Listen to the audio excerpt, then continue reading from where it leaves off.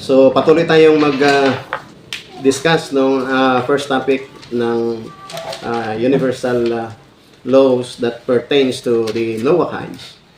And the number one topic that we are discussing is yung prohibition of idolatry, or sa Hebrew is avodah zarah.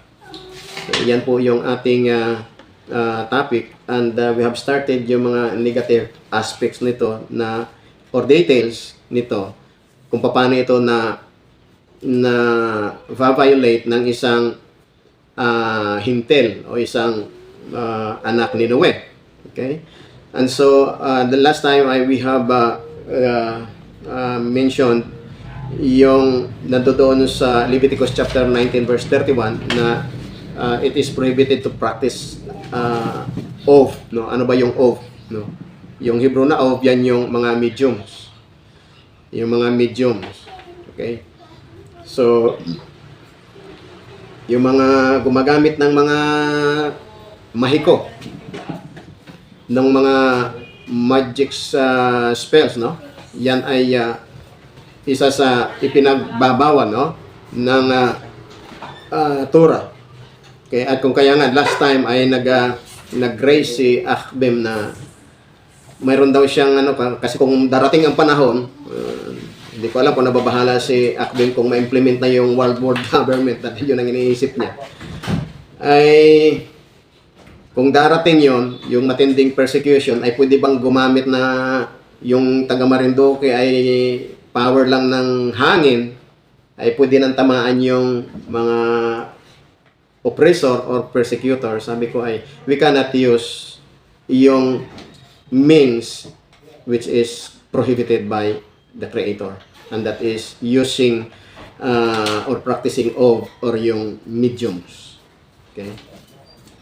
So hindi hindi po pwedeng gamitin natin kagaya ni Bilam, no, na gumagamit ng magic para lang sa kanyang mga kaway, and that was exactly prohibited again from the Torah in Leviticus chapter 19 verse 31.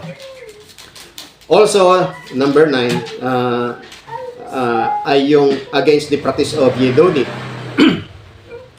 So yung Yedoni ay ito yung mga wizard, no? Kung sino ba yung panood ng mga movie na kagaya ng Harry Potter. Okay? Yung mga fairy tales, sino bang nakakapanood ng mga ganyan, no? Yung sinasabi ng Torah, no?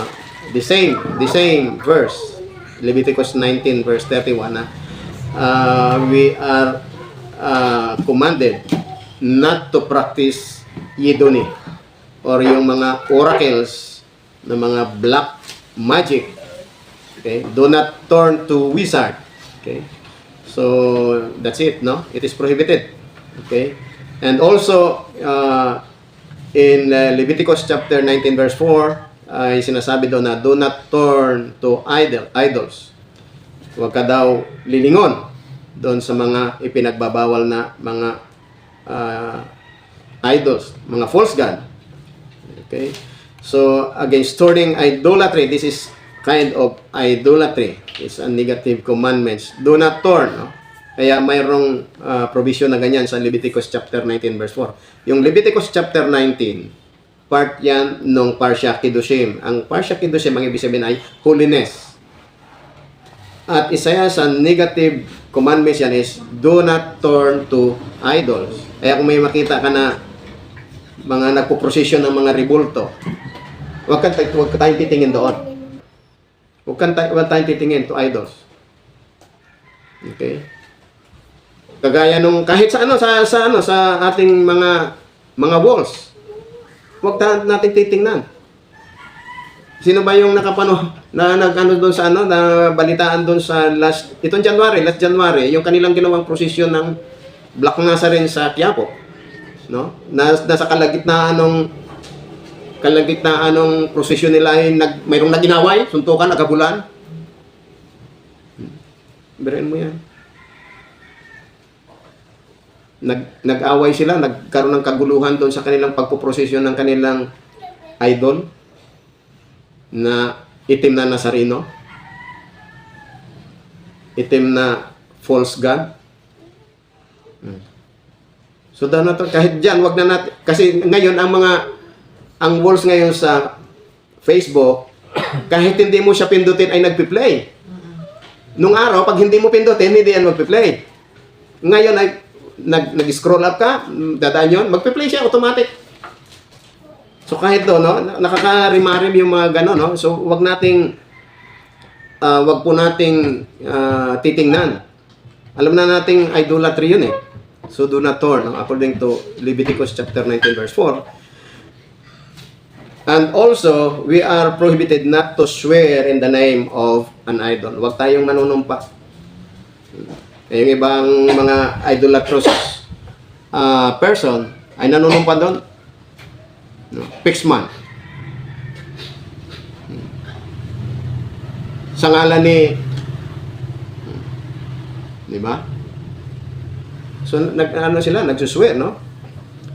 So by doing that, as if we are making a new religion, okay? So that are those some negative aspect with regards to the prohibition of idolatry or avodah zarah. And next are the positive aspect with regards to that prohibition. Kasi sang-ayon sa mga sages, lahat ng commandments ng Creator mayroong negative aspect and mayroong positive aspects. So if we will abide or we will follow the prohibition or we will not do the prohibition or we will obey that, and then yung positive aspect nito ang dapat nating malaman. Ano ating gagawin? So there is, number one, there is an obligation to recognize and believe in the one God. Okay. Kinakailangan ito ay isa sa ating obligasyon na maniwala tayo sa nag-iisa lamang na Creator. Walang iba kundi ang Hashem. Yod, He, Vav, He. Siya lamang. So that is the positive aspect of that prohibition. So para hindi tayo makagawa ng kamalian doon sa prohibition na yan, kinakailangan maniwala tayo na mayroon lamang nag-iisang paniniwalaan na Creator ng lahat. And this is the very foundations of all foundations sang-ayon sa 13 principles ni Rambam. The foundation of all foundation and the pillar of wisdom is to know that there is a primary being who brought into being all existence. Everything came into existence only from the truth of His being, according to the Yesod HaTorah or foundation of the Torah, chapter 1, halakha 1. So this is the very foundation or the very first principle that laid down by Rambam in his Mishneh Torah, in Sefer Hamada, in part of Yesod HaTorah, chapter 1, halakha 1. The foundation of all foundation and the pillar of wisdom is to know that there is only one primary being.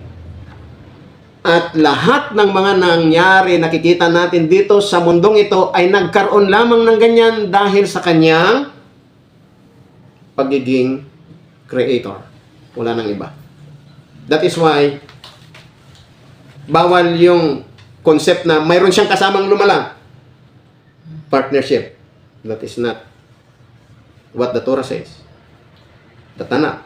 Kahit si Prophet Isaiah sinabi sa Isaiah chapter 44 verse 24 that I alone have created the earth and I alone who spreadeth forth the heavens. I myself. Wala nang iba. Pero yung ibang nagdi-distort ng Torah, ng message of the Torah and the Tanakh, ay bakit daw doon sa Genesis chapter 1 verse 26 to 27 nagsabi ang Creator na let us make man in our image after our likeness. Yung as daw plural yan. Nakabasa ng isang verse, immediate na conclusion, maraming Creator, maraming God. Pero hindi tinuloy ang pagbasa doon sa verse 27, anong sabi doon? Singular, He created man and woman. Okay? And so, yun mo po na, no? Yung isa sa mga positive na mga aspect doon sa prohibition ng abodasara na huwag kang magkaroon ng idolatry. And then, there is an obligation also for a person to obey what he is commanded.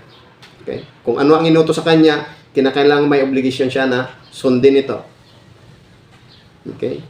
So, because of time constraint, we will continue this positive aspects next time.